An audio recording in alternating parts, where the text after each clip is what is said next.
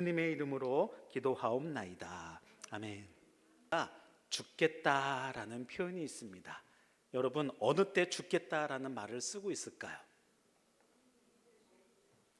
대부분 더우면 더워 죽겠다라고 하고, 지금 날씨가 좀 쌀쌀하면 추워 죽겠다라고 이야기를 합니다. 힘들면 힘들어 죽겠다라고 하고, 아프면 아파 죽겠다라고 하고, 짜증나면 짜증나서 죽겠다라고 하고, 배가 고프면 배고파 죽겠다라고 이야기합니다. 아유, 세상에 이렇게 죽을 일이 많은 줄 몰랐습니다. 뭐만 하면 죽겠다, 죽겠다, 죽겠다라고 표현하는 것이 우리 한국 사람들의 표현 중에 하나입니다. 그러면 죽겠다라는 표현은 긍정적인 표현일까요? 부정적인 표현일까요? 부정적인 표현이라고 볼 수 있습니다. 그런데 놀라운 거는 긍정적일 때도 한국 사람은 죽겠다라는 표현을 씁니다. 어느 때 죽겠다고 할까요? 좋아 죽겠다. 우리 손주들 보면 어때요? 그냥 좋아 죽겠가지고 그냥 볼때기도 작고 막 엉덩이도 터닥터닥하고 좋아 죽겠습니다. 집안에 강아지와 고양이를 키우는 사람들 어떻습니까? 그냥 애기 그냥 꼬리 살랑살랑 그냥 좋아 죽겠다고 하면서 뭐합니까? 죽겠다라고 표현을 합니다. 또한 우리가 맛있게 먹으면 뭐라고 해요? 세상에 맛있어 죽겠다라고도 하고, 또 뭐라고 해요?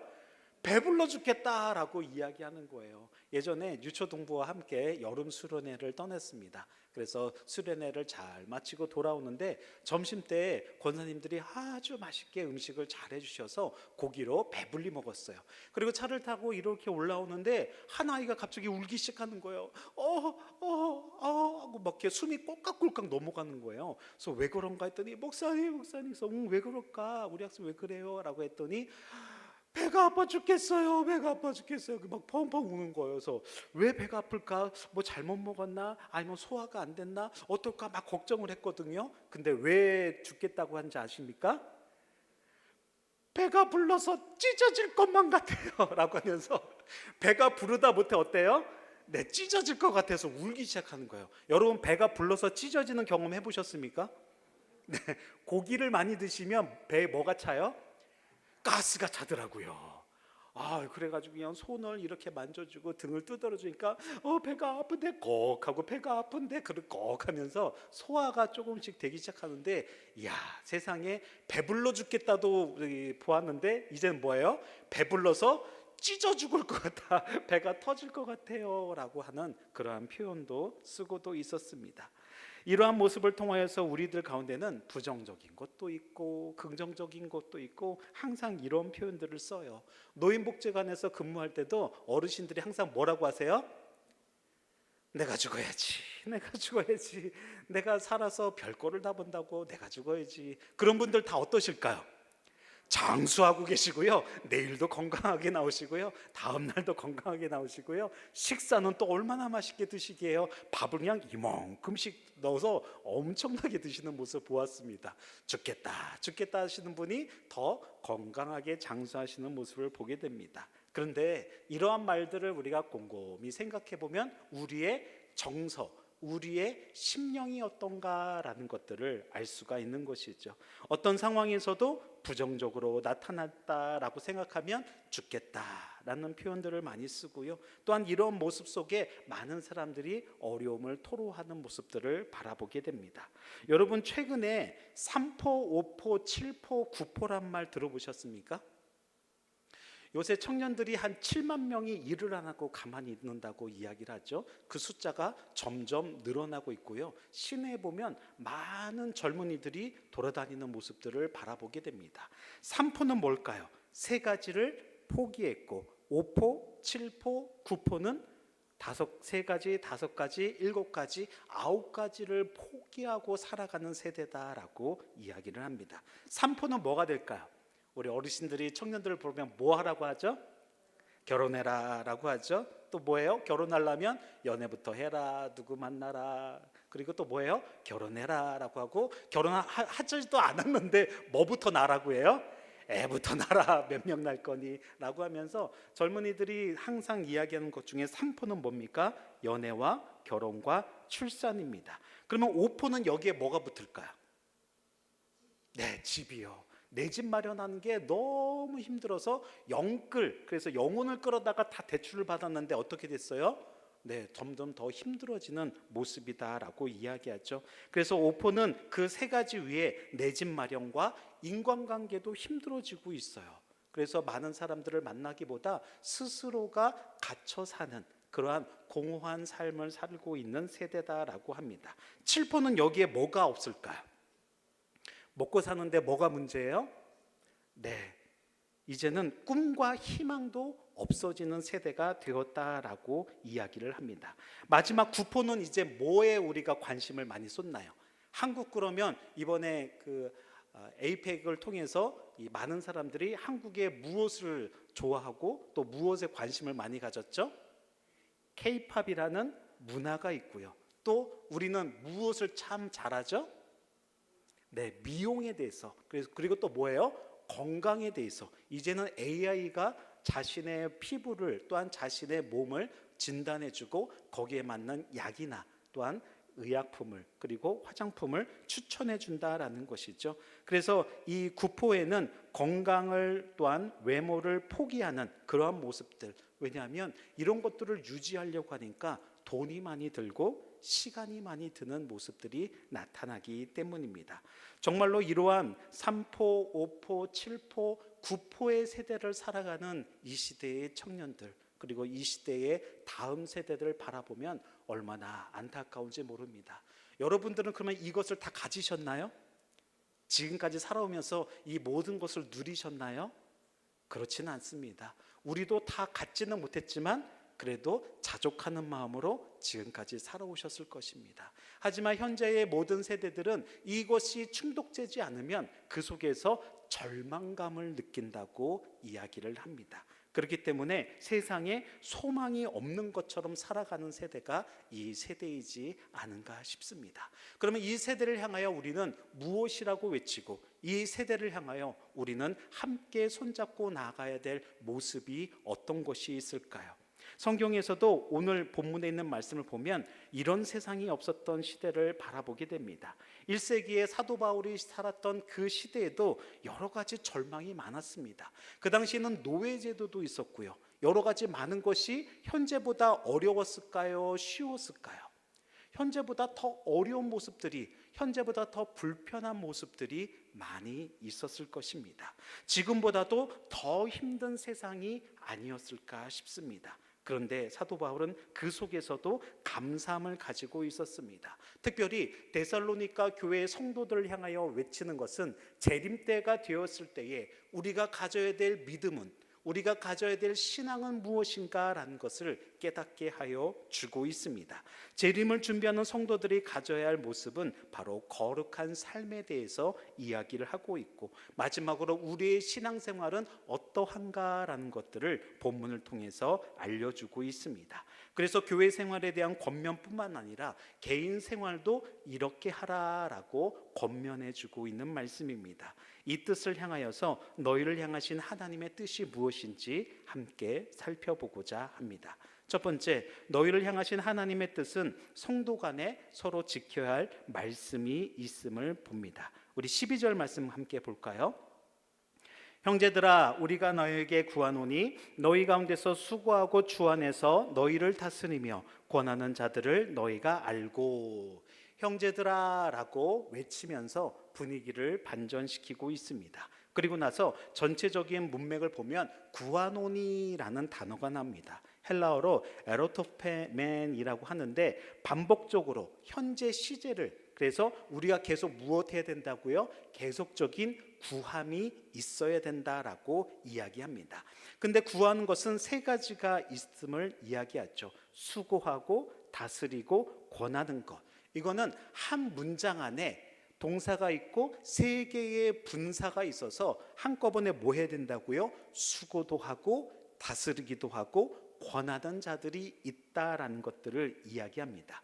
현재 데살로니가 교회를 위해서 수고하고 다스리고 권하는 자들이 있었음을 이야기합니다. 이것은 세 가지의 다른 직책이 있었다라는 것이 아니라 그 직책을 하나로 보면서 교회 지도자들이 해야 될 일들이 뭐예요?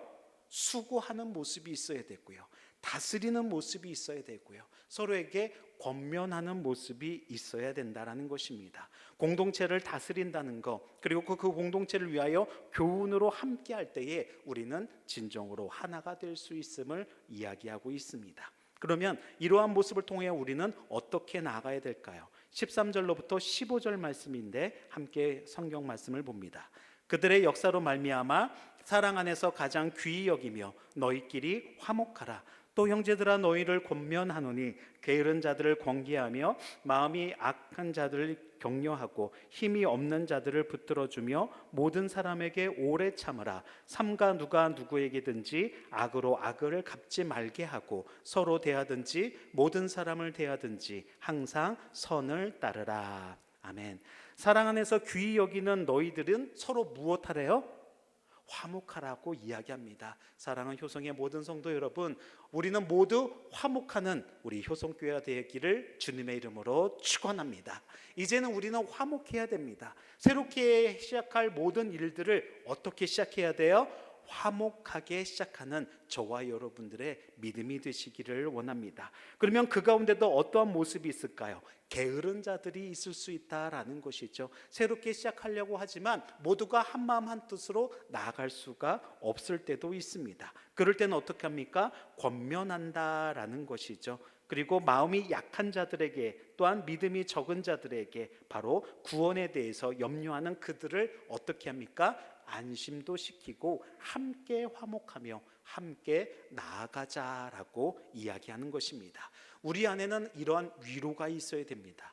화목하기 위해서는 서로가 서로에게 위로함이 있고 그 위로가 힘이 되어지고 소망이 되어지고 함께 목표를 바라보고 나갈 수 있는, 하나님이 우리를 통하여 기대하셨던 것처럼 우리도 서로 기대하는 모습이 하나님 안에서 이루어지기를 소망해야 한다는 것입니다. 힘이 없는 자들은 육적으로 약한 자들이 아니라 무엇이 약한 자들이었을까요? 영적으로 약한 자들도 있습니다. 그래서 믿음으로 하면 돼, 믿음이 없어서 그래, 이렇게 이야기하기보다 함께 믿음으로 할 수 있도록 손을 내밀어주고 기도를 함께 해주는 것, 그래서 유혹 속에 빠지는 많은 분들을 넘어지지 않도록 함께 일으켜 세워주고 손잡는 것이 중요하다라고 이야기합니다. 악은 또 어떻게 해요? 악은 악으로 갚지 말라라고 이야기하면서 오히려 악을 행하는 자들을 위하여 무엇을 하라? 기도를 해주는 우리의 믿음이 되라라고 이야기합니다. 이러한 모습을 통하여서 우리에게 주시는 것은 무엇일까요? 사도 바울은 데살로니가 교회 성도들에게 우리가 마지막 시대에 그리고 어려움 속에서 다시 새롭게 시작하는 모습 속에 화목해야 될 것을 이야기합니다. 신앙생활을 권면하면서 첫째 우리는 무엇 해야 된다고요? 성도들끼리 화목해야 됩니다. 그리고 자신의 특권을 강조하기보다 자신이 손해보더라도 양보하면서 화목하는 것이 필요하다라고 이야기합니다. 두 번째는 서로에 대해서 위로하듯이 서로에 대해서 무엇을 해야 돼요? 서로에 대해서 오래 참아야 된다는 것입니다. 내 마음대로 되는 것들이 어디 많이 있었나요? 나의 마음대로 사람을 움직인다는 것은 쉽지 않은 일입니다. 그래서 우리는 위로한다라는 것은 함께 갈 수 있도록 손을 내밀어주고, 위로한다는 것은 결국 내 스스로 오래 참는 모습이 있어야 된다라고 이야기하는 것입니다. 그리고 악을 선으로 행하는 것은 무엇이에요? 세 번째는 선을 따라서 우리가 함께 나가야 된다는 것입니다.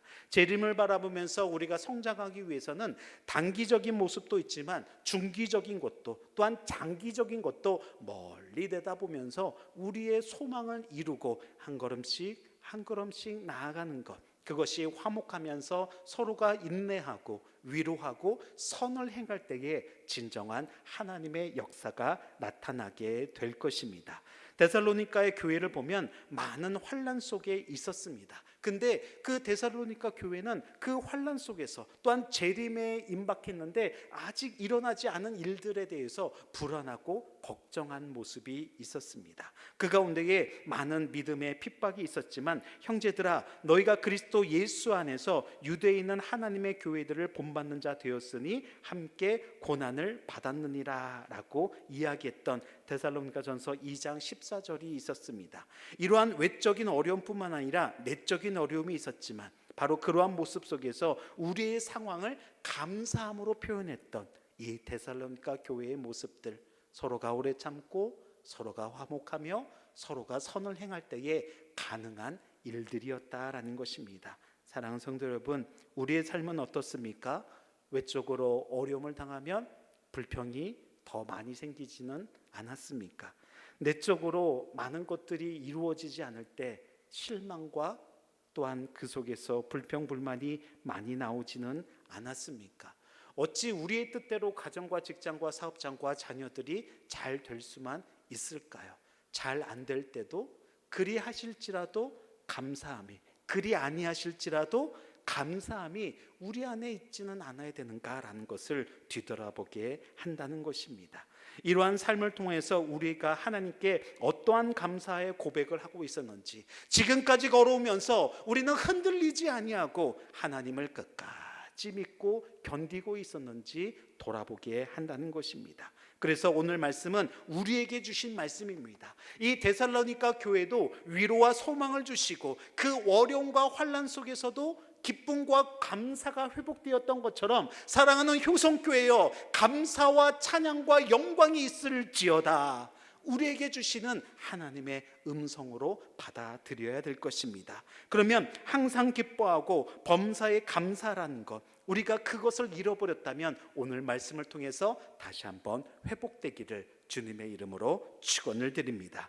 두 번째는 우리를 향하신 하나님의 뜻은 바로 성도들이 서로 지켜야 될 모습이 있습니다. 16절로부터 22절까지인데 우리 16절과 18절 함께 읽어봅니다. 시작. 항상 쉬지 말고 범사에, 이것이 그리스도 예수 안에서 너희를 향하신 하나님의 뜻이니라. 아멘. 여기서 구체적인 단어는 무엇입니까? 기쁨, 감사, 그리고 그 속에서 우리는 기도라는 것들을 찾을 수가 있는 것이죠.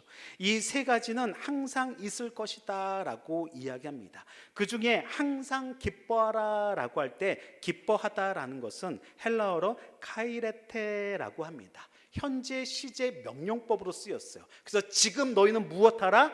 기뻐하라는 것입니다. 여러분 기뻐하십시오. 하나님이 우리와 함께하여 주실 것입니다. 지금까지의 모든 것들 새롭게 변화시켜 주시는 것, 그럼 우리는 그 모든 새로운 시작을 어떤 마음으로 시작하라고요? 기뻐함으로 시작해야 된다라고 이야기합니다. 그리고 그것은 반복적으로 계속해서 무엇하라? 기뻐하라는 거예요. 한번 기뻐하고 불평불만하라는 것이 아니라 항상 무엇하라? 기뻐하라. 반복적으로 기뻐함이 우리 안에 있기를 축원합니다. 쉬지 말고 기도하라 라는 것은 무엇일까요? 기도하라, 프로슈케세라고 하는 것은 바로 이러한 모습, 항상 기뻐하고 감사하는 가운데에 무엇이 있어야 돼요? 기도가 있어야 된다라는 것을 깨닫게 하여 줍니다. 우리가 감사할 수 있는 비결, 우리가 기뻐할 수 있는 비결, 무엇이 동반될 때? 쉬지 않고 기도할 때 가능하다라고 이야기하고 있습니다. 우리는 언제나 기도할 수 있지만 언제나 기도하면서 바로 현재 시제로 사용됐기 때문에 서로를 위해서 중보기도 한다라는 것들을 깨닫게 합니다. 나를 위해서 기도하는 것뿐만 아니라 우리를 위하여 기도하는 저와 여러분들의 기도 제목이 되기를 주님의 이름으로 축원합니다. 우리가 이런 기도를 통하여 쉬지 않는다는 것은 바로 기도 시간 외에도 항상 기도하는 마음으로 이렇게 나뿐만 아니라 우리 공동체 또한 우리가 속한 모든 사람들을 위하여 기도하는 마음이 있어야 된다라고 이야기를 합니다. 범사에 감사하라라는 것은 무엇이 할까요? 감사하라, 유카리스테이테라고 하는데 하나님께서 우리에게 맡겨주신 일들에 대해서 우리가 감사함으로 선을 행한다라는 것들을 이야기합니다. 감사하다도 현재 시제로 쓰였는데요, 이것도 현재 어떻게 하래요? 계속 반복해서 무엇하라? 감사해야 된다라는 거예요. 한번 감사합니다 라고 획 돌아서는 것이 아니라 감사를 어떻게 해야 된다고요? 항상 감사합니다, 감사합니다, 감사합니다. 우리 어린아이들이 감사합니다 인사하면 어떨까요? 어린아이들도 인사만 잘해도 뭐예요? 네, 칭찬 많이 받고요. 예쁨을 많이 받아요. 그래서 어릴 때부터 항상 인사를 잘해야 된다라고 저도 가르치고 또 함께 하기를 원하는 모습들이 있습니다.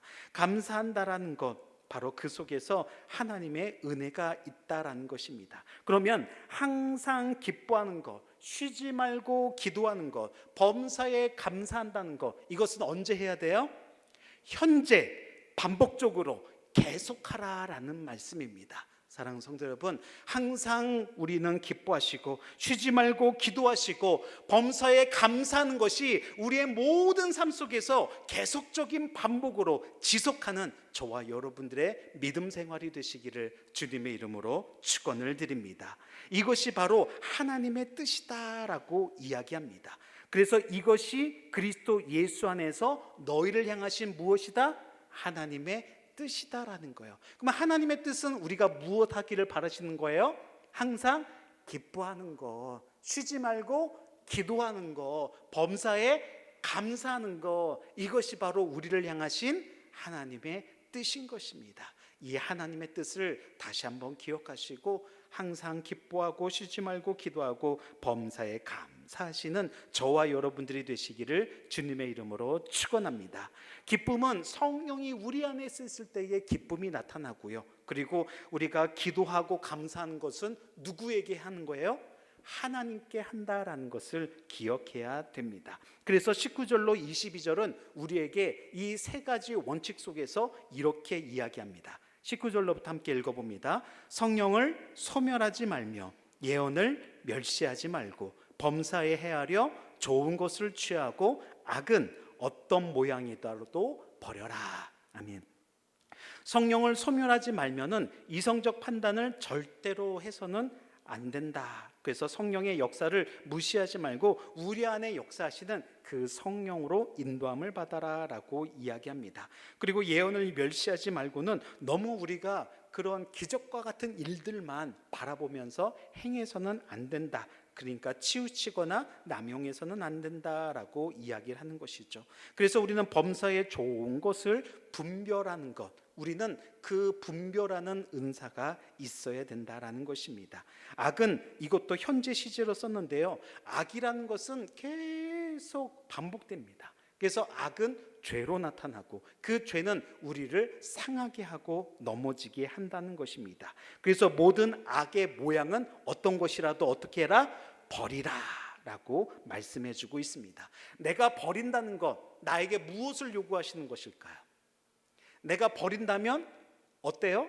나의 결단을 의지한다라는 것이죠. 최근에는 요새 좀 깜빡깜빡하는 것이 있어서 이 껌을 씹으려고 했는데 이 껌을 딱 벗겨서 종이는 입에 넣고 껌은 쓰레기통에다 버리는. 그래서 버린다는 것은 뭐예요? 내 의지가 버리겠다라는 마음이죠. 근데 껌을 먹으려고 했는데 종이를 먹고 껌을 버리는. 그래서 버리다라는 것은 나의 의지, 나의 결단입니다. 악은 어떻게 해야 돼요? 버리라는 거예요. 나의 의지를 가지고 내가 결단하고 어떠한 악의 모양이든지 어떻게 하라? 버려야 된다라는 믿음이 있어야 된다라는 것을 가르쳐주고 있습니다. 이러한 모습이 있을 때에 우리는 악을 버릴 때에 우리 안에 거룩함이 나타날 수가 있음을 바라보게 한다는 것입니다. 사랑하는 성도 여러분, 우리의 신앙생활에서는 이렇게 성령의 능력과 지혜로 함께할 수가 있습니다. 그렇기에 하나님의 뜻을 이루시는 저와 여러분들이 되시기를 주님의 이름으로 축원을 드립니다. 세 번째는 너희를 향하신 하나님의 뜻은 성도들의 거룩함이 있어야 됩니다. 23절로 28절인데 23절 함께 읽어봅니다. 평강의 하나님이 친히 너희를 온전히 어떻게 하게 하시고 거룩하게 하시고 또 너희의 온 영과 혼과 몸이 우리 주 예수 그리스도께서 강림하실 때에 흠없게 보존되기를 원하노라라고 이야기합니다. 하나님은 저와 여러분들이 마지막 때에 어떻게 되기를 원하세요? 온전하게 되기를 원하신다. 근데 그 온전함은 무엇으로 온전하게 되어야 될까요? 불편함으로 온전하게 되어야 될까요? 아니죠. 우리는 어떻게? 거룩함으로 온전케 되시는 저와 여러분들의 신앙생활이 되시기를 주님의 이름으로 축원을 드립니다. 사도 바울은 데살로니가 성도들이 이렇게 거룩해지기를 소망했다라는 거예요. 거룩하게 하시고라는 것은 하나님의 역사로 가능하다라는 것을 인정하게 된다는 것입니다. 그래서 24절에 너희를 부르시는 이는 미쁘시니 그가 또한 이루시리라. 나는 할 수 없지만 하나님이 우리를 할 수 있다라는 고백을 통하여 그가 어떻게 하시겠다? 이루시리라. 저와 여러분들을 온전하게 하실 것입니다. 하나님의 거룩함으로 온전하게 채워 주실 것입니다. 그래서 그 온전함을 이루게 된 성도들은 무엇을 해야 될까요? 마지막 25절에서 28절이 그것을 이야기합니다. 형제들아 우리를 위하여 기도하라. 거룩하게 입맞춤으로 모든 형제에게 문안하라. 내가 주를 힘입어 너희를 명하노니 모든 형제에게 이 편지를 읽어주라. 우리 주 예수 그리스도의 은혜가 너에게 있을지어다. 아멘. 우리를 위하여 기도하라는 것은 나를 위해서만 기도하는 것이 아니라 우리 공동체를 위해서 함께 기도하는 것이고 사도 바울도 위하여 기도해달라는 것입니다. 그리고 거룩한 입맞춤을 하라라는 것입니다. 이 당시 세계에서 입맞춤이라는 것은 어떤 표현으로 쓰는 것일까요? 친밀하다라는 표현으로 쓰는 모습이었습니다. 유대인들과 동방제국의 관습이었는데 평화와 사랑의 우정의 표시로 서로 입맞춤을 하는데 우리는 그 입맞춤도 어떻게 해야 된다고요? 거룩한 입맞춤으로 해야 된다라고 이야기합니다. 그리고 나서 사랑하는 성도들에게 축도로 은혜가 너에게 있을지어다라고 말씀하고 있습니다. 사랑하는 성도 여러분, 저와 여러분들은 마지막 때에 그리고 지금 살아가면서 감사를 회복한다는 것, 그것은 결국 내 안에 죄악을 멀리하고 내 안에 죄가 빠졌으니 그 안에는 무엇으로 채워진다고요? 거룩함으로 온전케 될 때 하나님의 자녀로 하나님의 사람으로 하나님의 은혜를 누리고 살아갈 수 있는 하나님의 자녀임을 고백하게 한다는 것입니다. 데살로니가 교회에게 기도로 부탁하면서 믿음의 동역자들과 함께 한다는 것, 이것은 우리로 하여금 장래에 임할 재림에 대해서 소망을 얻고 끝까지 믿음을 지킬 수 있는 하나님의 뜻을 이루게 한다는 것입니다. 끝까지 하나님의 뜻을 이루시는 저와 여러분들이 되시기를 주님의 이름으로 축원합니다. 말씀을 맺고자 합니다. 기독교 선교단체 중에 조이라는 단체가 있습니다. 1950년대에 생긴 대학생 선교단체인데 국내외 대학과 일터 젊은이들에게 복음으로 전도하고 그들을 복음으로 제자 훈련을 해서 파송하는 그러한 역할을 합니다. 그래서 단체 이름이 뭐라고요? 조이라고 했기 때문에 여기는 즐거운 기쁨의 단체구나라고 생각했는데 그게 아니었습니다. 조이는 약자였다라고 이야기를 합니다. 조이에서 JOY거든요. J는 뭐냐면 Jesus first, 그리고 other second, you third라고 이야기합니다. 이 단체가 뭐라고요? 예수 그리스도가 첫 번째, 다른 사람들은 두 번째, 당신은 세 번째다라고 이야기를 한다라는 것입니다. 우리의 사역이 그리고 우리의 믿음이 우리의 신앙생활이 어떤 것이 우선순위가 되어야 돼요? 예수 그리스도가 우선시 되어야 되지 않을까 싶어요. 하나님의 사랑을 우선시하고 이웃사랑을 우선시하고 나는 어때요? 세 번째로 낮아지고 더 낮아짐이 있어야 될 때 진정한 기쁨이 있지 않은가라는 것들을 엿볼 수가 있었습니다.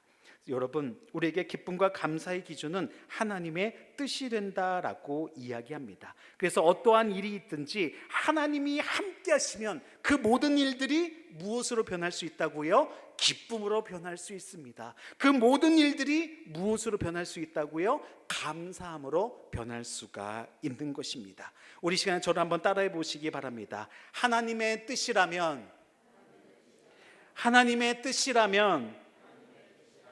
기뻐하고 감사하겠습니다. 기뻐하고 감사하겠습니다. 하나님의 뜻이라면 어떻게 해야 된다고요? 기뻐하고 감사하는 저와 여러분들이 되시기를 축복합니다. 우리가 말씀대로 살아가는 것은 당연하다고 여깁니다. 하지만 말씀대로 살아가는 것은 결단코 쉽지 않음을 고백합니다. 우리의 삶 자체가 하나님의 은혜인 것을 그래서 고백하게 된다는 것입니다. 이 땅에서도 하나님의 은혜를, 하나님의 뜻이라면 기뻐하고 감사한다는 것을 다시 회복하는 저와 여러분들이 되어야 될 것입니다. 다시 한번 신앙생활의 3대 수치, 항상 무엇하라? 기뻐하라. 쉬지 말고 기도하라. 범사에 감사하라. 이 세 가지를 현재 지속적으로 계속한다는 것이 너희를 향하신 무엇이다? 하나님의 뜻인 줄 믿습니다. 그래서 예수님을 첫째로, 이웃을 둘째로, 나를 세 번째로 나타내면서 신앙생활을 할 때에 더욱더 큰 감사와 그리고 하나님의 영광이 임하시는 저와 여러분들의 모든 신앙생활이 되시기를 주님의 이름으로 축복합니다. 기도하겠습니다.